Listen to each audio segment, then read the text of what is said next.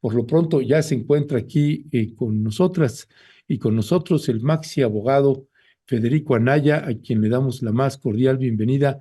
Federico, buenos días. Buenos días, Ernesto, y buenos días a toda la audiencia. Ay, ahora sí, bien galán, mira, eso es todo, querido Federico. Em, bueno, Federico, pues un montón de cosas que están pasando en el país y este mes, pues vaya que si será un mes pues importante, interesante, ya estaremos viendo entre lo que está pasando en el Congreso mexicano con aprobación de reformas constitucionales y luego pues hay el cambio de estafeta en Cámara de Diputados, en Cámara de Senadores, se va el presidente, entra una nueva presidenta. Uf, vaya que si está un polvorín por donde le quiera usted ver. Y pues son, como es ley de vida, Federico, luces y sombras, como es ley de vida en cualquier país, cuando hay pues todos estos conflictos políticos, conflictos postelectorales y demás. Y ahorita, Federico, pues bueno, pues está la asignación de los plurinominales, pues ya hay impugnaciones, 8 votos a favor, 3 votos en contra, y pues se le dio la mayoría calificada pues al grupo de Partido Morena conjuntamente con el PT y el Partido Verde Ecologista. Hubo 3 votos en contra y pues en el Senado pues se dice faltan tres para que tengan mayoría calificada. No es mucho, también se dice, entendiendo cómo funcionan las cámaras, cuando es un asunto pues de los debates políticos, de los debates parlamentarios para aprobar algunas reformas. ¿Te ha tocado, Federico? Has trabajado en el Senado de la República, sabes también cómo se mueven ahí esos entretelones. ¿Cuál es tu balance de esta aprobación de las plurinominales? ¿Cómo quedó ya el Congreso mexicano y las respuestas que está viendo? Bueno, tal vez vale la pena recordar que todavía no ha quedado, Ernesto. Mm. De hecho, el día de hoy empiezan a trabajar los magistrados del Tribunal Electoral del Poder Judicial Federal eh, para resolver, probablemente van a ser algo así como 200 demandas de defensa de derechos ciudadanos que durante el fin de semana completo estuvieron presentando simpatizantes y probablemente los partidos de la coalición que apoyó a Xochitl Gálvez. Ella convocó desde el viernes a que se presentara esta demanda y había cientos de demandas. Entonces ya se las empezaron a repartir entre los magistrados y entiendo que el jueves de esta semana el tribunal tiene que sesionar y tiene que resolver esos juicios. Son juicios muy rápidos. Em, entonces todavía no hemos terminado. Y yo creo que aquí siempre es mejor ponerle un grano de sal para no ser inocentes. Recordemos que el Tribunal Electoral del Poder Judicial Federal está conformado por un grupo de magistrados y magistradas que fue negociado por el PRIAN antes de que empezara el sexenio de López Obrador y que se han quedado ahí jugando a veces al tío Lolo, a veces a darle la razón a Morena, a veces a darle golpes a Morena. De tal manera que yo no confiaría nada en ese tribunal y habrá que ver qué es lo que van a decir. Entonces todavía no ha terminado la historia. Pero la otra cosa que yo te aportaría es respecto a lo que decías al final. Yo estuve un año en el Senado y ahí me tocó ver que uno de los problemas del diseño del Senado de la República es que empodera muchísimo a los senadores y senadoras, especialmente a una cuarta parte de esos senadores y senadoras que no representan realmente a los estados, sino que son una cosa rarísima, plurinominales de una lista nacional, y entonces representan a las élites de los partidos. Y las élites de los partidos son cosas muy feas que no necesariamente responden a lo que el electorado había pensado. Bueno, entonces es de pronto también muy romántico y tal vez excesivamente positivo decir que a la coalición obradorista que gana la elección junto con Claudia Sheinbaum le faltan solamente 3 senadores. Yo le pondría varios granitos de sal a los senadores de la coalición.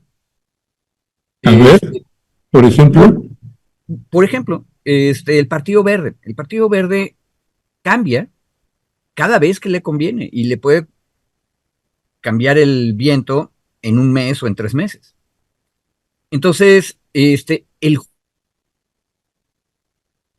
Uy, juego de la coalición de izquierdas en el Senado va a ser no solamente conseguir los 3 que faltan, sino asegurarse que los que tiene permanezcan leales. En otras palabras, es un juego mucho más complicado. Y mira, te pongo un ejemplo para que veas cómo se enredan las cosas en el Senado. Dije, una cuarta parte de los senadores es de plurinominales y representan más a los partidos que a los estados. Pero le pido a la audiencia que ahorita se concentre en las 3/4 partes de senadores y senadoras que sí provienen de los estados. Y recordemos que el partido que gana la elección en el estado se lleva 2 senadores y el partido que queda en segundo lugar se lleva un senador. La coalición obradorista que apoyaba a Claudia Sheinbaum en varios estados de la República dijo que no iba a competir PT, Verde y Morena juntos para procurar que quedara en primer lugar Morena, por ejemplo, y quedara en segundo lugar el Verde. De tal manera que se quedaran con 3 senadores, los 2 del primer lugar y el 1 del segundo lugar. En el estado de San Luis Potosí, que es en ese sentido el mejor ejemplo del problema del Senado que te estoy comentando, Ernesto, el partido fuerte no era Morena en la coalición, sino el Verde, específicamente con el grupo del gobernador Gallardo. Bueno, ¿y qué es lo que ocurre? Ahí van separados los partidos de la coalición, entonces tú tienes Morena y Verde con cada uno de ellos, 2 fórmulas de senadores, de candidatos a senadores distintas.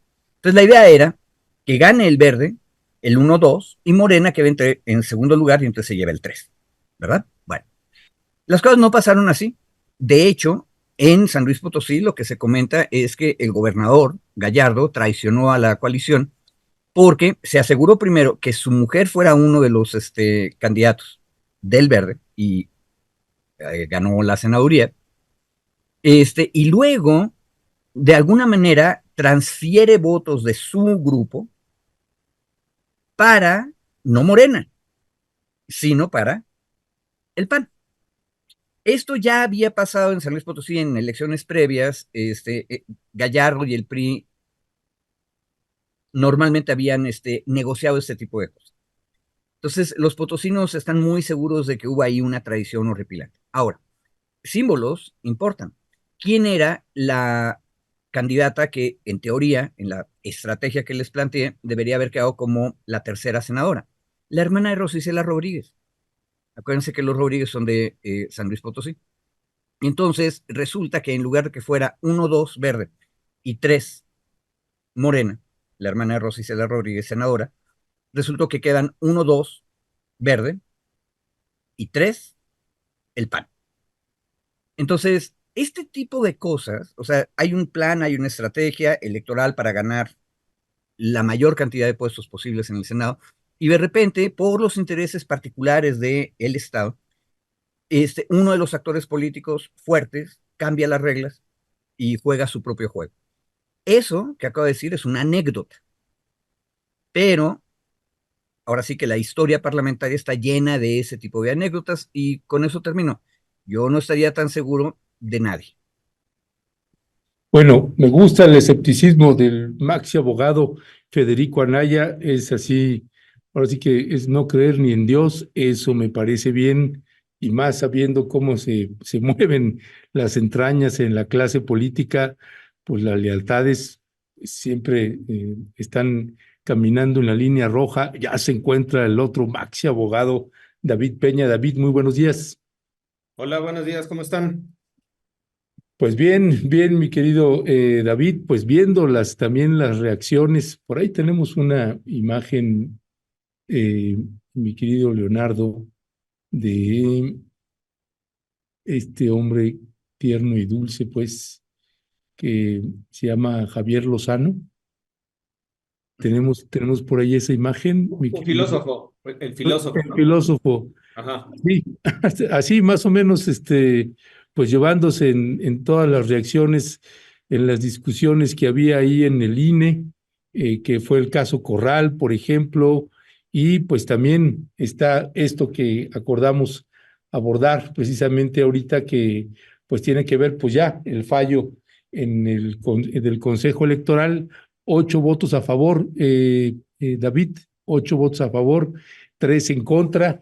Y de los votos a favor, hay que anotar también que está pues la presidenta del Instituto Nacional Electoral, la señora Tadei. ¿Qué decir de este fallo y las impugnaciones que está habiendo, protestas? Estaremos ahí pasando también las imágenes, mi querido Leonardo, pues ahí de Mariana Gómez del Campo, de Xóchitl, en fin, pues varias del partido de oposición que están ahí pues haciendo una especie de impugnaciones o amparos civiles. En fin, ¿qué decía al respecto, David? Pues mira, creo que la parte, coincido con Federico en la parte del análisis, yo evitaría, digamos, meterme como a esto de los posibles escenarios, como dice Federico, de lo que pueda pasar, sobre todo en el Senado de la República, porque justo así como dice Federico, que hoy les hacen falta 3 senadores o senadoras en el Senado de la República para alcanzar la mayoría calificada.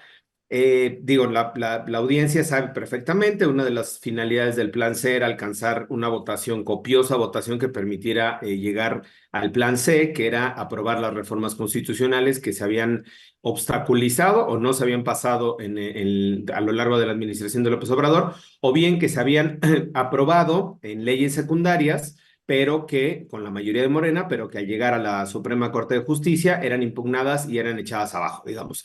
Por eso de ahí la finalidad de este plan C, de lo que se llamaba plan C, para poder alcanzar la mayoría calificada en el Congreso de la Unión, tanto en la Cámara de Diputados como en la Cámara de Senadores, digamos como breve contexto, ¿no?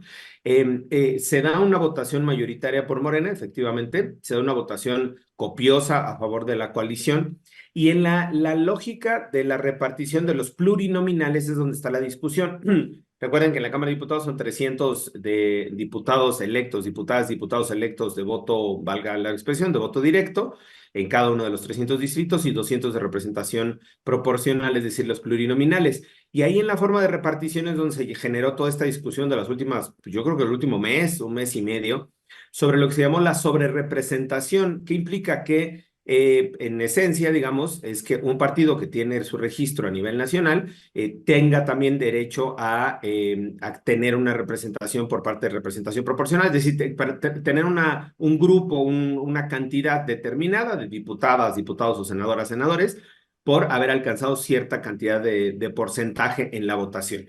El texto constitucional te establece que del porcentaje que se adquiera o del porcentaje que tenga cada partido político no podrá tener más del 8%, 8% de puntos por encima de ese voto en sobrerepresentación, es decir, en la representación de los plurinominales. La discusión se centró sustancialmente en el artículo 51, 54 de la Constitución sobre si esto hablaba de partidos políticos o hablaba de coaliciones o hablaba de los dos, o si una fracción de un artículo se interpretaba de una forma y la otra de otra forma. Es decir, se generó una discusión desde mi particular punto de vista, hasta ociosa, porque la forma en la que se han venido asignando los plurinominales viene desde el año 2000, o sea, desde la reforma del 97-98, desde el año 2000 hacia acá, o sea, prácticamente 25 años, se llevan asignando la representación proporcional, es decir, los plurinominales, de la misma forma en la que se asignaron el día viernes desde el Instituto Nacional Electoral. O sea, no es que hoy la mayoría de Morena haya presionado a los consejeros, que vaya a presionar a los magistrados del Tribunal Electoral, es que esa fórmula se lleva asignando 25 años. Entonces, un poco el argumento, digamos, de defensa, sí, de defensa del razonamiento del Instituto Nacional Electoral es ese. Oigan, llevamos 25 años haciéndolo así. ¿Por qué lo vamos a cambiar hoy? Ah, pues porque la marea rosa, porque Claudio X González, porque la Coparmex dijo que no sé qué. O sea, a mí me parece que es o sea, es una petición completamente absurda, ¿no? El pedirlo en este momento, que es la asignación.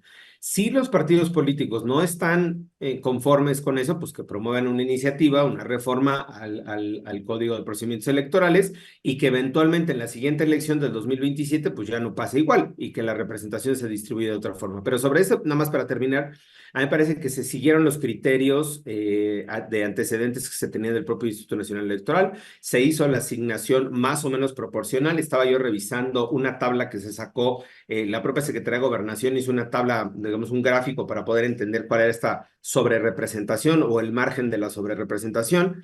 En términos de la votación nacional emitida, Morena obtuvo el 43.5% de los votos. Con la sobrerepresentación tendría el 49.6% de los votos, lo que implica un 6% adicional sobre su votación dura. Recordemos que el margen es el 8%, aquí la asignación que le está haciendo el INE es más o menos el 6% de la votación, o sea, no infringe el 8%. PT tuvo un 5.8% de votación, le están asignando el 10% de equivalente de diputados y por lo tanto estaría recibiendo de sobrerepresentación un 4.2% dentro del margen del 8%. Y el PBM tuvo un 8.9% de votación nacional, lo que representó, y con la sobrerepresentación tendría un 15%, lo que le representaría poco más del 6.4% de sobrerepresentación. Es decir, los tres grandes partidos de la coalición, a ver, Morena y los otros dos partidos, no los partidos grandes, sino Morena y los otros dos partidos de la coalición, seguiremos haciendo historia, estarían dentro del margen del 8% que se venía asignando, insisto, desde hace 25 años, y sumando ahora sí estas fracciones o este monto que le correspondería a cada uno de ellos, es cuando se alcanza el 74% de representación. Ahí es donde sale la oposición a decir hay una sobrerepresentación, porque lo que ellos hacen es sobre la votación nacional emitida a la coalición, le suman el 8% y entonces dicen les tocaría el 62, 63 y no el 74%. Digamos que es una discusión sin meternos al detalle numérico de cuantificación, pero es a cada partido político se le asigna un monto de sobrerepresentación. En este caso, los tres partidos de la coalición están dentro del margen del 8% y por lo tanto a mí me parece que todas las impugnaciones que puedan presentarse en los días siguientes, pues van a ser literalmente patadas de ahogado. O sea, ya no va a haber forma, cuando menos, de que el propio criterio del Instituto Nacional Electoral cambie y yo coincidiría ahí con Federico que el Tribunal Electoral iría en el mismo sentido. No veo tampoco que el Tribunal Electoral en este momento político vaya en contra de sus propias decisiones y de los precedentes que tienen los últimos 25 años. Bueno, pues ahí está el planteamiento de David Federico, un planteamiento además como suele ser también muy sólido con los datos que está presentando y me parece también atinado. Ya no te vemos ahí, Federico, no sé qué, tu pantalla está oscura, no sé qué haya sucedido. No sé si nos estás escuchando, Federico. ¿No estaba? Se haber caído la señal, ¿no? No, porque está ahí, o sea, cerró la tapa de su compu, me dice el vikingo. Pues sí, quién sabe qué esté sucediendo. Eh, Oye, David, y preguntándote ahí sobre esta preocupación, y perdón que me brinque tantito, pero te quería preguntar también sobre esto que ha estado planteando Claudia Sheinbaum en varios de pasándome un poquito, porque hay una fuerte preocupación de que evidentemente tengan la mayoría calificada, porque lo que está también ahí de fondo, más allá de cualquier otra reforma, es la reforma al Poder Judicial, que esa es la gran preocupación de la oposición, cualesquiera que sean, no solamente me refiero a los partidos políticos, sino a los sectores empresariales, tanto nacionales como internacionales, que está una presión fuertísima sobre el gobierno mexicano en ese sentido. Y Claudia Sheinbaum planteaba también eh, que pues no deberían estar cobrando los jueces y que tenían un sueldo de 150,000 pesos y que no deberían estar cobrando, y eso también se ha tomado como un amago, ¿no? Para de represivo por parte de el gobierno actual y el gobierno entrante. ¿Cuál es tu valoración ahí sobre eso, David? Mira, yo creo que ya está conectando Federico, creo que algo le pasó a su compu. Mira, yo, digamos, pasando ahora a esta parte, eh, hay una línea discursiva. Hoy el presidente decía en la mañana, nosotros respetamos el Estado de Derecho, pero el Estado de Derecho justo, una cosa así, ¿no? Le ponía un apellido el presidente en la mañana, ¿no? Y creo que la lógica es respetar al Estado de Derecho. Si nos gusta a veces la ley o no nos gusta a veces la ley, pues ese sí es otro tema, ¿no? Habrá que cambiarla o reformarla. Pero no podemos decir, yo sí respeto esta ley y esta otra no. Un poco haciendo referencia porque luego cuando hay procesos judiciales donde se le da revés a la Fiscalía General de la República, el presidente se inconforme y dice, es que no podemos aplicar la ley así como la ley.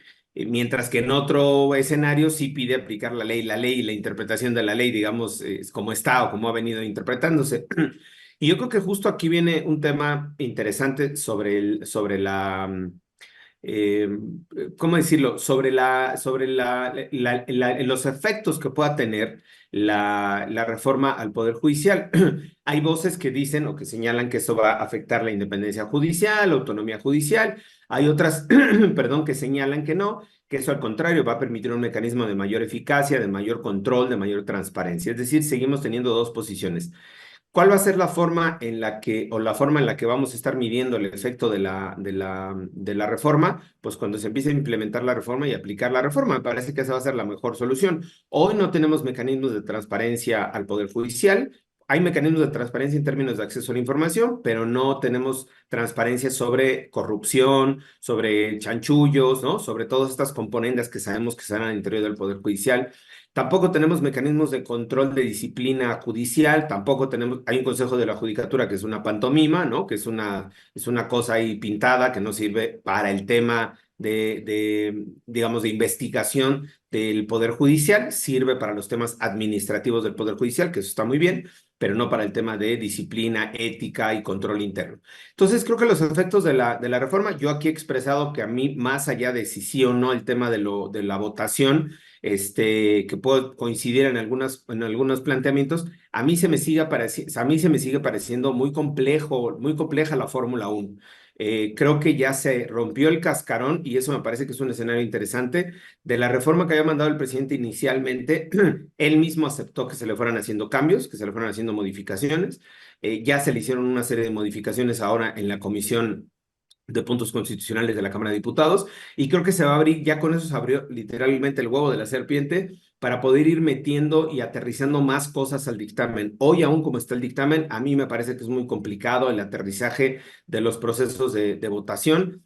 Ya está un poquito más con mecanismos de control, con mecanismos de participación, pero aún así se me sigue haciendo muy complejo. Ya hay una propuesta de hacerlo escalonado en dos momentos, 2025 y 2027. Eso es una buena propuesta, insisto, pero se me sigue haciendo complejo en términos operativos. Yo creo que más bien la reforma, conforme avance en la discusión, se van a ir escuchando estas otras voces del propio, bueno, Ken Salazar ya ahí ya salió y el presidente ya salió a batearlo, ¿no? Ya salió a sombrerearlo el presidente al embajador de Estados Unidos. Pero estas otras voces que se van sumando sobre una aparente debilidad del sistema judicial, debilitamiento de las instituciones, decía el embajador. Yo no veo realmente digamos, esta señal de alerta o de alarma en el debilitamiento. Creo que sí va a ser un proceso muy complicado, insisto, para el tema electoral, para el tema de elección. Va a ser muy complicado también readaptar las dinámicas del Poder Judicial, pero bueno, al final es tiempo de cambios, tiempo de transformación, y así como nos fuimos adaptando en su momento al sistema de justicia oral adversarial, pasamos del sistema escrito a nos adaptamos a las audiencias, nos adaptamos al sistema, y eso nos llevó no menos de 8 o 10 años. Entonces tampoco podríamos pensar que una reforma de este calado, más las que se vayan acumulando, pues vamos a ver que esté todo funcionando en 6 meses o en un año. Alguien dirá, el Poder Judicial no puede estar inoperante 6 años o 6 meses o lo que quieran. No, pero me parece que sí puede ir caminando al mismo tiempo, ir resolviendo, ir atendiendo mientras va implementando estas nuevas cosas y estas nuevas formas de organización interna. Entonces, Yo no coincido obviamente con estas voces catastrofistas de decir que se desaparece el Estado de Derecho, que desaparecemos, que vamos a perder legitimidad como país. No, me parece que es una forma, insisto, complicada para el tema electoral. Yo sigo sosteniendo ahí mi premisa, ¿no? De que no es todavía una fórmula que sea accesible a la población, pero creo que eso se puede ir avanzando en las próximas semanas, ya no queda mucho tiempo, porque entiendo que el presidente querrá irse al 1 de octubre, cuando entregue la banda presidencial, pues con estas reformas ya aprobadas. Ya, gracias, mi querido David. Federico, ¿ya estás ahí? ¿Tuviste un accidente? Sí, mi computadora decidió que quería hacer muchas cosas al mismo tiempo y no pudo. No es multitask. Quiere decir que es tu computadora, no una computadora, mi querido. Este, Listo. oye, Federico, bueno, sobre lo que planteó David en su primera intervención, no sé si tienes algún comentario, y le hacía también este otro planteamiento con respecto del Poder Judicial, que finalmente lo que le comentaba, que no sé si eso lo pudiste escuchar o no, es que de las grandes preocupaciones que tiene la oposición con respecto de la mayoría calificada, pues no solamente es el cúmulo de las reformas, sino hay una reforma que es la que más tiene pues acalambrados tanto a los poderes fácticos nacionales como internacionales, y que es la reforma al Poder Judicial. Y en ese sentido también, pues, también la presidenta entrante, Claudia Sheinbaum, pues también empiezan a ir marcando también su rumbo y su señal y su pisada. Y entonces dice, bueno, pues para empezar, los jueces pues no tendrían que estar cobrando. Y entonces esto se consideró como un amago, una amenaza afectando los derechos de los jueces y demás. Y también pues nos ha llegado también muchas solicitudes de que pudieran ustedes comentar sobre ese respecto. Ya le pregunté ahorita a David, te pregunto a ti. Mira, hay una cosa, yo quisiera aportar un pequeño detalle que como abogado me parece extraño que no nos hayamos dado cuenta antes.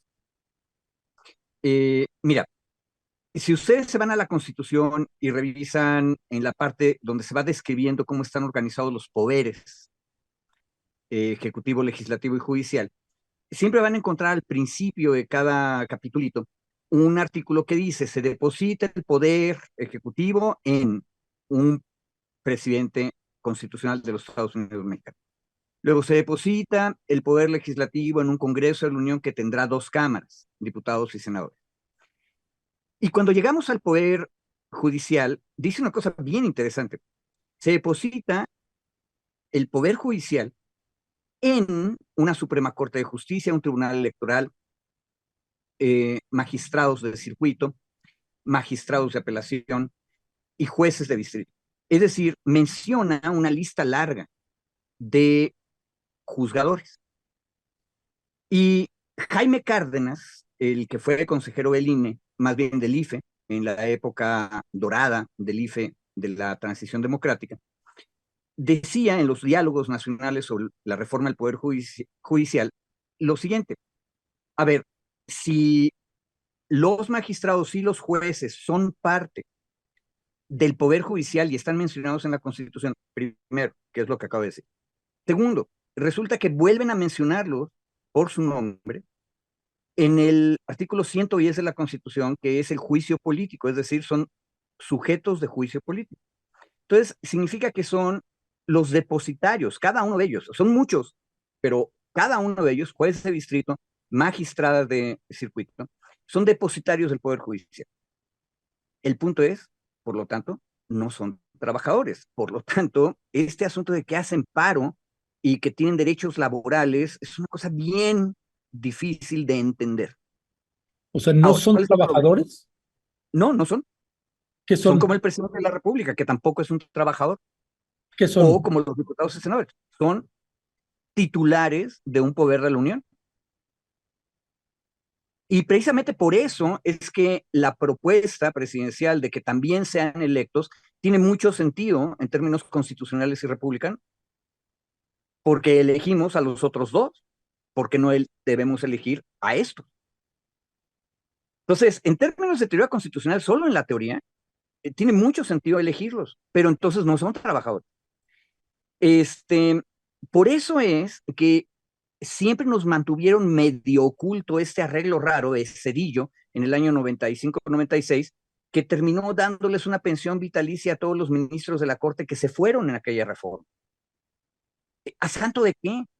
O sea, si son titulares de un poder, bueno, en buena suerte y por el destino les tocó estar al frente de ese poder en un momento dado, pero cuando se acabó, se acabó. Y esto ya constitucional fuerte en varios países del mundo occidental. De hecho, Estados Unidos se tardó como 100 años en darse cuenta de que tal vez sería bueno darle una pensión a los expresidentes porque no todos tenían con qué comer después de ser presidente. Entonces, hay que tener cuidado. Creo que la lógica política de Claudia diciendo, bueno, si están en paro, pues no deberían cobrar, es muy entendible, pero es una lógica política. El punto es que tampoco tendrían por qué irse a paro. Es como si de repente el Congreso de la Unión decidiera que no quiere trabajar y que no quiere hacer leyes. Por cierto, eso fue lo que hizo la oposición en el año 22 cuando decidió que no iba a discutir las iniciativas del presidente.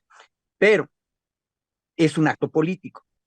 Ahora, otra cosa distinta son los secretarios, oficiales, actuarios. Esos sí son trabajadores del Poder Judicial y tienen una relación obrero-patronal entre el Poder Judicial que conforman todos estos otros, o sea, ministros, magistrados y jueces, frente a ellos. Y una de las cosas, con eso termino, que aprendimos en los diálogos nacionales sobre el Poder Judicial es que hay una tensión social, jurídica, fuerte entre esos que sí son trabajadores y jueces, magistrados y ministros que no son trabajadores, que son patrones. Y no siempre están de acuerdo. Y por eso yo recomendaría mucho que la ciudadanía le pregunte a las personas que están en paro, porque tenemos dos grupos en paro. Unos son trabajadores y otros no. Habría que preguntarles cómo es la relación entre ustedes. Este, ¿Por qué los trabajadores están defendiendo a sus patrones? En Saltillo, por ejemplo, los trabajadores decían, es que si ustedes acaban con la carrera judicial, entonces ya no tenemos perspectivas. Y eso lo puede estar diciendo una secretaria de estudio y cuenta en un juzgado, que es trabajadora. Pero entonces significa que ahí se construyó de facto una aspiración de convertirse en juez en algún momento. O sea, Eh, los jueces, los magistrados y los ministros son los patrones. sí, si quieres utilizar el sistema laboral para describir lo que ocurre en el Poder Judicial, sí, ellos son los patrones. Y ya lo dije aquí la otra vez, cuando el área de recursos humanos de la Corte le contestó a Lenia Batres, ¿por qué no la podía inscribir en el liste? Le digo, porque el pleno de la Corte dijo que los ministros no eran trabajadores, y si no son trabajadores, son patrones, cuando estás discutiendo en términos laborales. Entonces, el tema es complicado. Ya. Nunca lo habíamos discutido con seriedad. Bueno, Este, ujú. Pues gracias, Federico. Pues sí, este es un tema que podemos abrir mucho, salvo que tengas algún comentario adicional que hacer, mi querido David, de lo que decía Federico, pasaríamos al otro tema y que es pues este giro que dio el caso de Rosendo Radilla, que pues pasó de desaparición forzada a terrorismo de Estado. ¿Cómo traducir o qué dimensión es darle a esto que la jueza del caso de Rosendo Rodilla pues dio este fallo? Mira, yo solo un comentario sobre el tema anterior de lo del paro. Yo creo que al final la gente del Poder Judicial, tanto los trabajadores, trabajadoras como las personas titulares, están, pues ellas y ellos ejerciendo su derecho a la legítima protesta. Me parece que no hay que descalificar. ¿Es la forma parando las labores? Yo creo que no, también coincido. Pero no hay que colocarlo solo en la dimensión laboral, es decir, si nos vamos a la dimensión laboral, no es una huelga como tal, no está legitimada por la Ley Federal del Trabajo, entonces por lo tanto sería un paro ilegal, y entonces por lo tanto tendríamos que correrlas y correrlos a todos después de 3 días que no se presenten justificadamente a trabajar, digamos, en términos estrictamente laborales, ¿no? Aquí se trata obviamente de un asunto mucho más de naturaleza política también, de una discusión política, de un posicionamiento político que ellos quieren tener y de una forma, digamos, para, pues, ejercer sí presión, puede ser legítima o no, hacia el Congreso de la Unión para que se modifique o sí, se cambie, se rediseñe, digamos, parte de esta reforma al Poder Judicial. Yo no sé ahí, por ejemplo, qué tanto ha tenido de influencia o de impacto la presión que se ha generado en estas semanas para dar como resultado este nuevo dictamen que se presentó hace 8 días, donde decía yo, cuando menos ya está escalonada la transición, no será todo el 2025. Uno, dos, se amplía el periodo para el Tribunal Electoral, es decir, se van a mantener el Tribunal Electoral como está, solo cubriendo las vacantes que se tienen, eso no estaba tampoco. Es decir, todas estas cosas que se fueron metiendo, en el 2025 se van a empezar a postular o se van a discutir todas las vacancias, o sea, todas las plazas vacantes del Poder Judicial, que están hoy en vacío, digamos, o que no tienen nombramientos. Es decir, empezar a hacer esta reforma, yo diría gradual, o empezar esta reforma de transición, ¿no? Una forma transicional.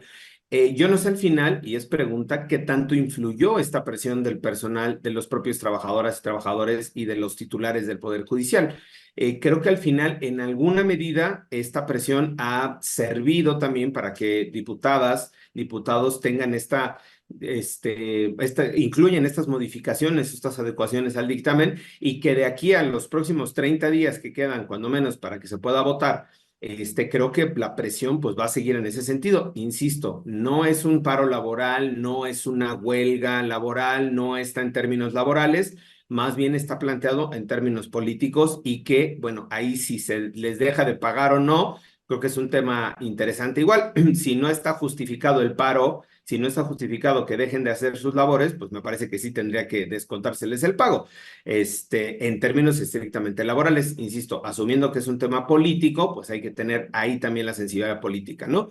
Que una cosa es que lo diga Claudia Sheinbaum y la otra es que, digamos, en términos prácticos, alguien vaya a solicitar que se les descuente las quincenas por las que están protestando. Digamos, cierro con esto el comentario, ¿no?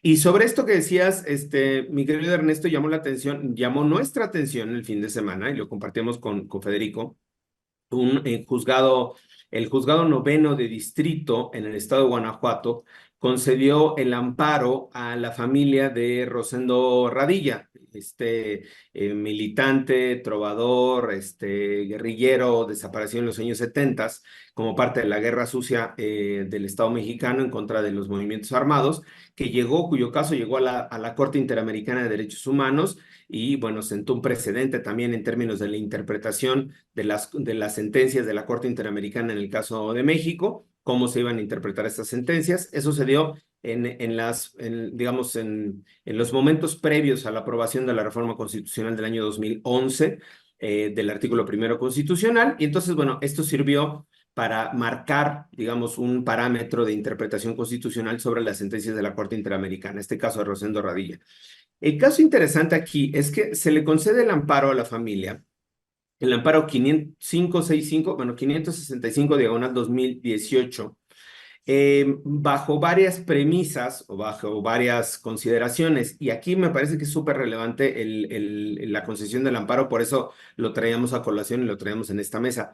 Primero, porque el juzgado de amparo, la jueza, reconoce que hubo varias omisiones por parte de la autoridad investigadora, es decir, por parte de la autoridad del Ministerio Público Federal, para integrar la carpeta de investigación, la investigación en torno a la desaparición de Rosendo Radilla. La primera dice que se clasifica inadecuadamente el tipo penal aplicable, porque durante muchos años estuvo solamente como abuso de autoridad, no se clasificó como desaparición forzada. Durante 16 años estuvo, digamos, incorrectamente clasificada la integración del delito. Eso evitó que se hiciera una correcta investigación. Segundo, nada más menciono dos o tres que son los que me parecen mucho más importantes y le doy la palabra a mi querido Federico. La segunda es que teniendo los elementos en la averiguación previa, en la carpeta de investigación, para poder consignar, es decir, solicitar órdenes de aprehensión contra personas ya determinadas, particularmente del Ejército Mexicano, la Fiscalía General de la República no lo ha hecho. Pese a que hay datos concretos, identificaciones, se sabe dónde pueden localizar las personas y no se ha ejercido acción penal.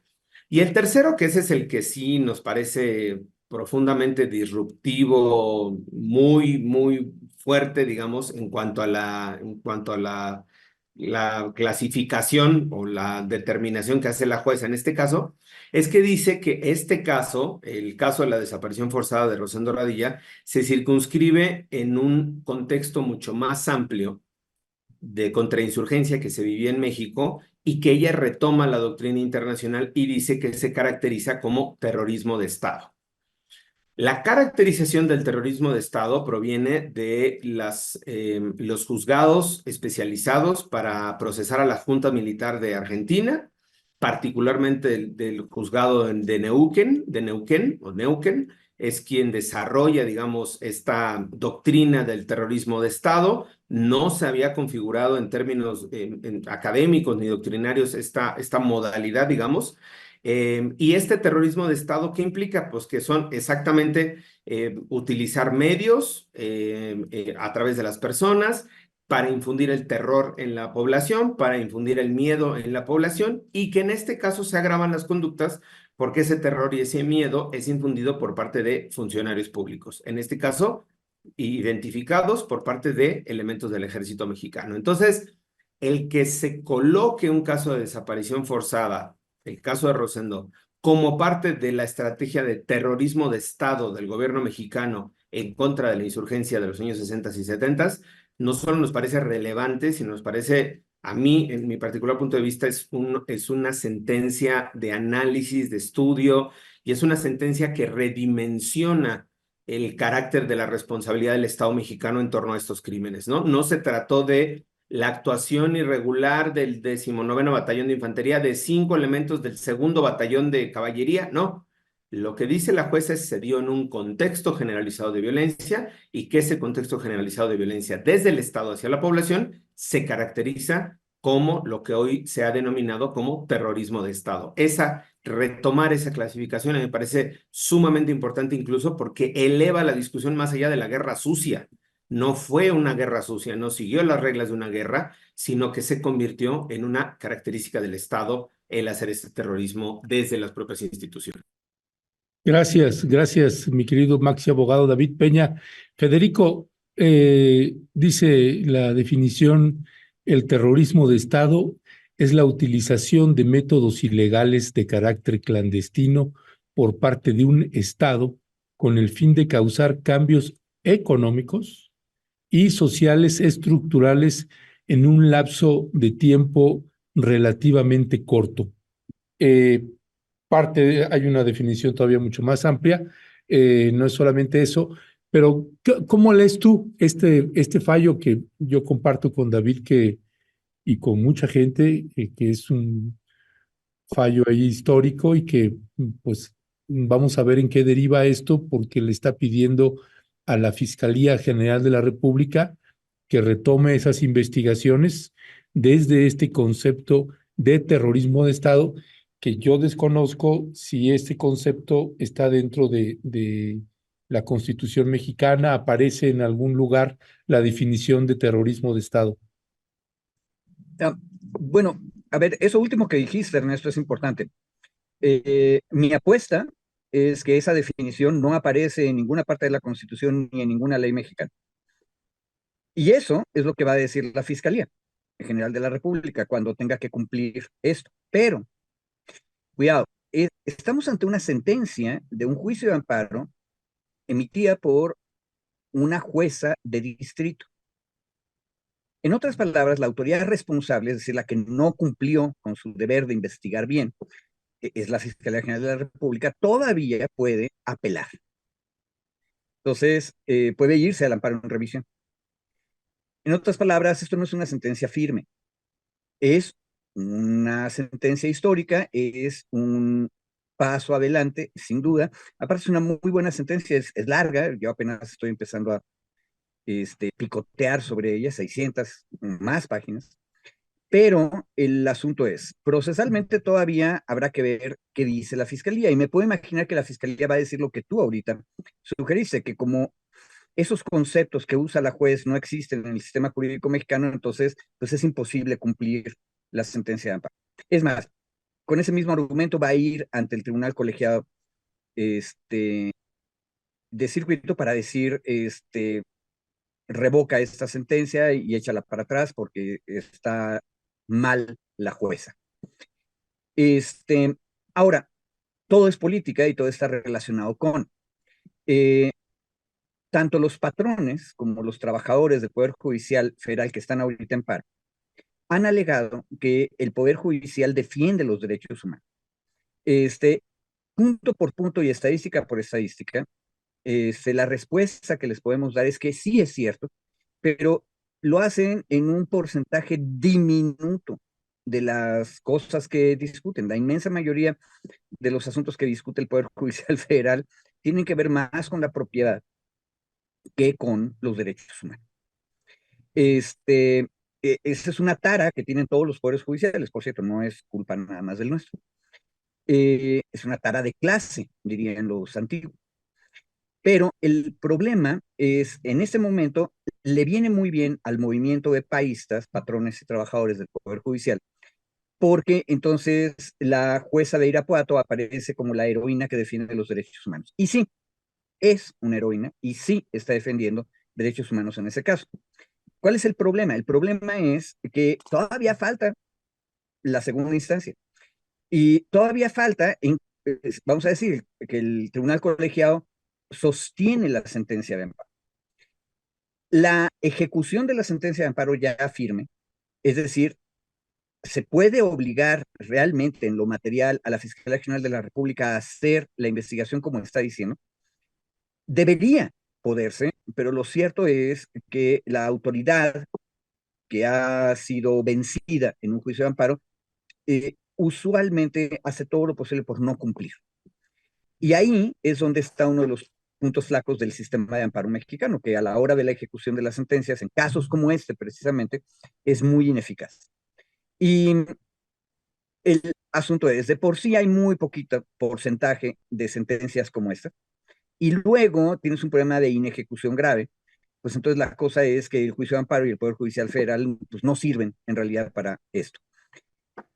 Ahora, lo que nos está diciendo la jueza, o lo que nos está mostrando más bien, es que podría haber un poder judicial muchísimo más activista y muchísimo más eficaz para detener violaciones de derechos humanos y obligar a las instituciones. Pero tenemos que discutir cómo. Entonces, hay que imaginarnos qué va a pasar al momento de tratar de ejecutar la sentencia. Y aquí el problema, otra vez, es que caemos en la trampa de la fiscalía. Y las fiscalías apenas estamos empezando a regresar el tema a el poder legislativo. Durante los diálogos del Poder Judicial se discutió mucho de que discutir las fiscalías, sí. Sí, también las defensorías públicas, sí.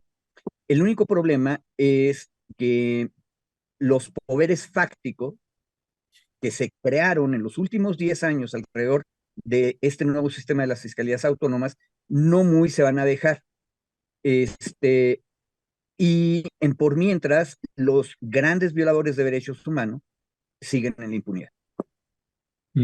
Gracias, gracias. Perdón, Ernesto, que te arrebate la palabra, pero perdón, pero aprovechando el bonito espacio, esta su bonita mesa, me gustaría, mi querido Ernesto, citar algunas partes de esta sentencia que estamos haciendo referencia justo por la relevancia. Y hay una parte del resumen de la sentencia. Ya estamos leyendo la sentencia en su conjunto, como dice Federico, que son 676 páginas. Lo compartió ayer, Federico, nos costó un poco de trabajo leer 676 páginas en la noche, ¿verdad? Pero le avanzamos con una parte y hay una parte de resumen oficial que viene adjunto en la propia sentencia y que quería compartirles solo un par de párrafos, mi querido Ernesto, si me permites, justo en ese tiempo para dimensionar la importancia de la sentencia y por qué es relevante, digamos, no solo que la conozcamos, sino como dice Federico, aquí sí es el garbanzo de la libra, ¿no? Es el garbanzo de la libra que está dando la cara hoy por el Poder Judicial. Pues sí, pero así como lo hemos cuestionado en N cantidad de resoluciones, pues esta que es muy buena también hay que reconocerla y aplaudirla, específicamente a la jueza novena de distrito en el caso de Irapuato, ¿no? Por ejemplo, algunos párrafos, leo brevemente 2, 3 minutos nada más para no abusar del tiempo. Dice la sentencia, se advierte también que no existen condiciones institucionales de independencia y autonomía de los agentes del Ministerio Público, ¿no? Vean la relevancia, para la realización de la investigación, por lo que se ordena al fiscal general de la República a expedir el estatuto del servicio profesional de la Fiscalía General de la República, que debió de haberse emitido en noviembre del 2021, como parte de la nueva ley que tenía la Fiscalía, e integrar una unidad especial de investigación y litigación para el caso. Esto es lo que da origen a la UELEICA, ¿se acuerdan? Del caso Ayotzinapa, Unidad Especial para la Investigación y Litigación del Caso. Ahora, otro punto. Dice la sentencia, las violaciones perpetradas en el contexto del que forma parte la desaparición forzada de Rosendo Radilla admiten, y vean lo relevante, el dictado de medidas de reparación integral relacionadas con la memoria. Hago una pausa y un comentario contextual mío. Hay una seria discusión en el entorno jurídico, sobre todo de derechos humanos, cuando nosotros ganamos un amparo que alegamos violaciones a los derechos humanos y se nos concede el amparo, estamos hoy alegando también que junto con la concesión del amparo se nos garanticen o se nos otorguen garantías de no repetición, medidas de compensación, medidas de satisfacción, es decir, todo un conjunto de medidas de reparación del daño. De nada me sirve que tú digas, estuvo 10 años preso injustamente, libéresele, y que ahí concluyó el amparo, si esa liberación, que es un acto en sí mismo de reparación, no va aparejada o acompañada de una serie de medidas que impliquen investigar al Ministerio Público que fabricó el delito, investigar al juez, eventualmente tener una indemnización económica. A eso se le llamamos, en términos generales, reparación integral del daño.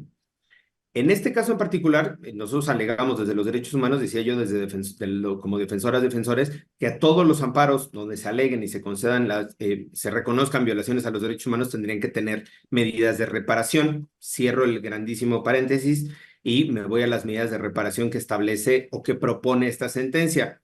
Y dice, este caso admite el dictado de medidas de reparación integral relacionadas con la memoria, por lo que se ordena, y vea mi querido Ernesto, por lo que se ordena a los ayuntamientos y alcaldías del país abrir deliberaciones democráticas en torno al uso de nombres de posibles responsables de delitos de lesa humanidad como nomenclatura política. Eso fue lo que ocurrió este fin de semana, no ligado a esta sentencia, pero ligado en el marco del 2 de octubre, que una de las calles que llevaba el nombre de Díaz Ordaz se le cambió el nombre por el de Elena Garro. El fin de semana lo hizo el jefe de gobierno. Hoy aquí lo que está proponiendo esta sentencia es que se haga una deliberación con el agente y que las calles que llevan los nombres, cuando menos, de Díaz Ordaz y Echeverría, que son los dos presidentes que estuvieron al cargo de este periodo, sean removidos, sus nombres sean removidos de las calles, justo como una medida de reparación simbólica y de recuperación de la memoria, ¿no? Y viene otra, así como establecer sitios de memoria en instalaciones que fueron sistemáticamente empleadas para perpetrar tales conductas.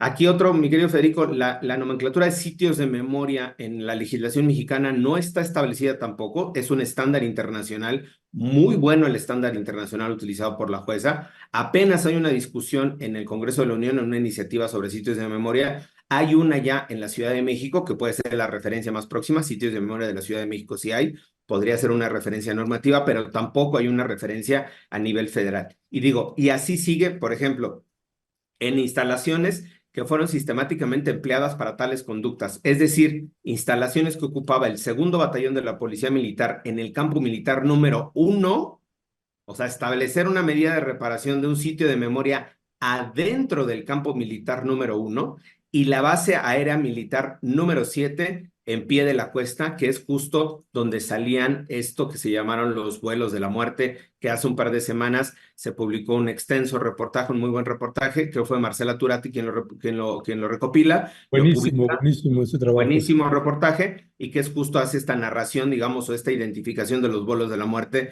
desde la base naval de Pie de la Cuesta. Y así sigue la sentencia con unas joyas literalmente plausibles, reconocibles en materia de derechos humanos, con estándares muy buenos en materia de derechos humanos, recuperando lo mejor que se ha procesado judicialmente, cuando menos en las dictaduras. Yo aquí ubico muchas referencias de la dictadura argentina y del procesamiento de las juntas militares. Gracias, perdón por el abuso del tiempo.